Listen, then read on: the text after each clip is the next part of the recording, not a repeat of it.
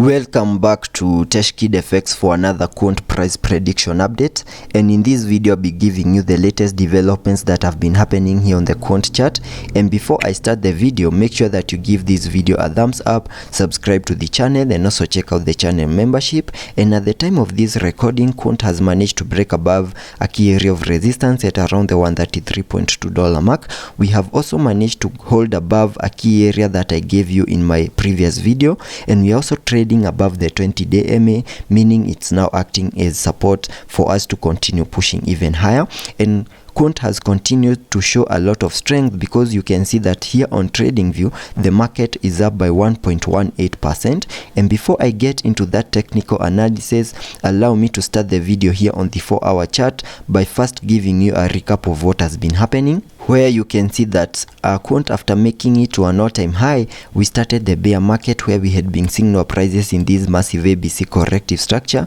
which took us back to around the $40.1 mark. And after seeing the bear market low, we started a very nice bounce to the upside in a move that has been obeying the Elliot structures, where you can see that I have this Elliot structure right here in blue, having the wave 5 making its peak at around the $229 mark, and also completing the formation of that higher Elliot wave count 1 to the upside. And after seeing the formation of a higher Elliot wave count 1, whatever we expect next is a corrective structure in the formation of a higher Elliot wave count 2. And using the Fibonacci's, I had sketched out a minimum target area to the lower side in the formation of that wave 2 within this red target area that I have right here. And you can see we fully maximized that target area, making a low at around the $94.4 mark. And because a second wave is a corrective wave, we also expected to see an ABC corrective structure play out, where we can see the wave C made its low at around the $94.4 mark, and there are chances that we might have seen the low for this higher Elliot wave count 2. And whatever we are seeing at the moment is the start of this bounce to the upside in the formation of a higher Elliot wave count 3.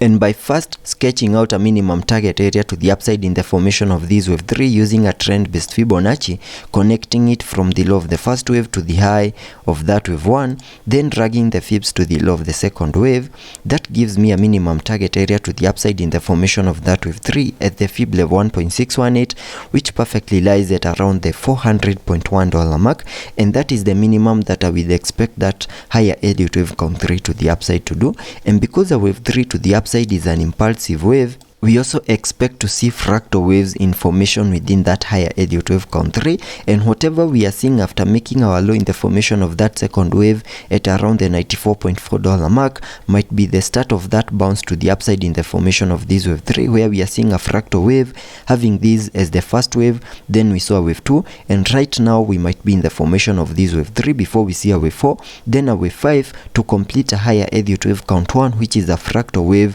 within the formation of that higher Elliot wave count 3 to the upside. And getting a little bit into the details of the formation of this wave 3, which I believe is playing out at the moment. In my previous video, I first gave you a target area that I expected Quant to continue holding above for us to say that we're in the formation of this wave 3, and that target area is right here, which I had sketched out using the Fibonacci's, connecting them from the low of the second wave to the high of that wave 3, and that gave me a minimum target area between the fib level 0.382 and the fib level 0.618, which perfectly lies between the $129.7 mark and the $118.9 mark. And you can see we retraced back to the fib level 0.382, and we continued holding above the fib level 0.382, and right now we are seeing a reaction of the fib level 0.382 and has given us a bounce to the upside. And we have also managed to break above a key area of resistance at around the $133.2 mark,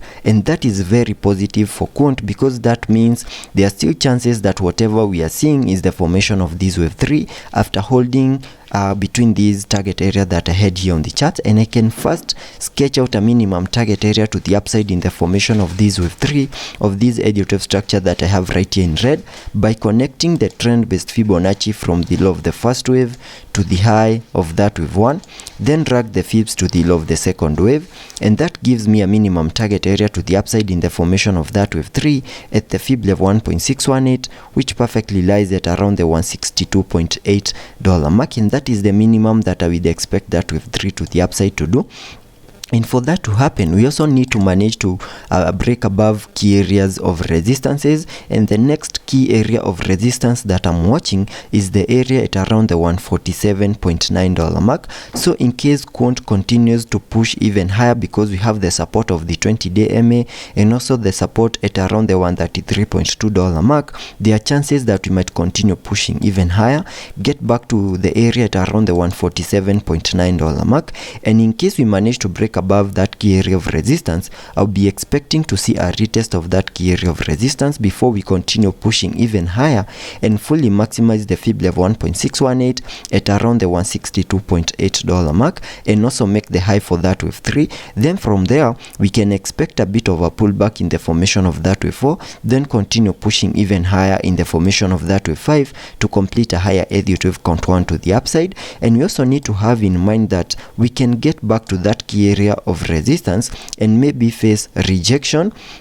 so we can get to the area at around the $147.9 mark, try to break above that key area of resistance with no success, and after that happens, we can expect a pullback back to the key area of support at around the $133.2 mark. And if that move plays out, then I'll be expecting Quant to continue holding above this target area that I have right here for us to still stay that in the formation of this wave 3. So that is what I'm expecting here on the short term and also on the long term scenarios to play out here on the Quant chart. And if I also take a look at the indicators to see what movements will be supported, on the RSI we are trading at around the 53 mark, meaning we have massive room for us to support any movements to the upper side in the formation of this wave 3. Also taking a look at the MACD, we have been able to print, we had printed a bearish cross, but you can see we have seen a bit of a decrease in the selling momentum, and that means soon we might be able to print that bullish cross and also see an increase in the buying momentum here on the MACD. So let's be patient and see how that plays out, and I'll keep you updated.